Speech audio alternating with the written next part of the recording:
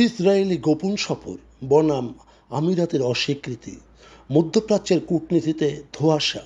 বন্ধুগণ, মধ্যপ্রাচ্যের ভূ রাজনীতিতে চলছে এক চরম অস্থিরতা।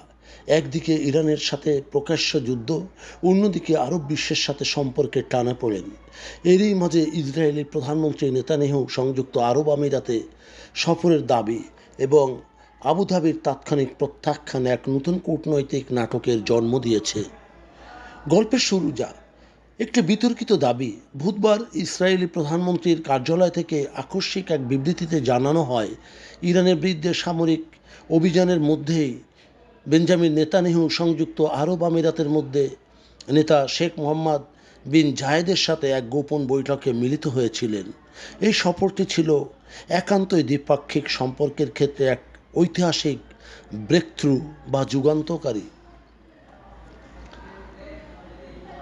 আমিরাতের কড়া জবাব, সত্য নাকি কৌশল? ইসরায়েলের এই দাবির কয়েক ঘন্টার মধ্যেই তা নাকচ করে দেয় সংযুক্ত আরব আমিরাতের পররাষ্ট্র মন্ত্রণালয়। তারা স্পষ্ট ভাষায় জানায় যে নেতানিয়াহু এমন কোনো জায়গার খবর বা সফরের খবর সম্পূর্ণ ভিত্তিহীন।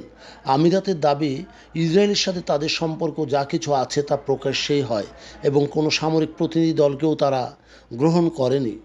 কেন এই লুকোচুরি? এই পরস্পর বিরোধী যে বক্তব্য, আসলে সেটি মধ্যপ্রাচ্যের গভীর ও জটিল সমীকরণের এক করুণ দিক ফুটিয়ে তোলে।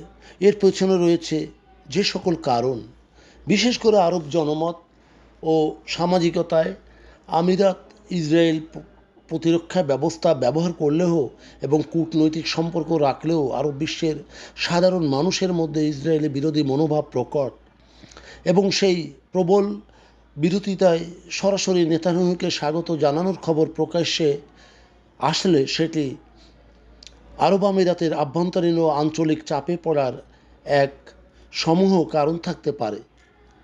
ইরানের হুমকি। ইরানের পররাষ্ট্রমন্ত্রী আগাছি ইতিমধ্যেই আরব আমিরাতকে হুঁশিয়ারি করে দিয়েছেন যে ইসরায়েলের সাথে এই সখ্যতা ইরান কখনো ক্ষমা করবে না।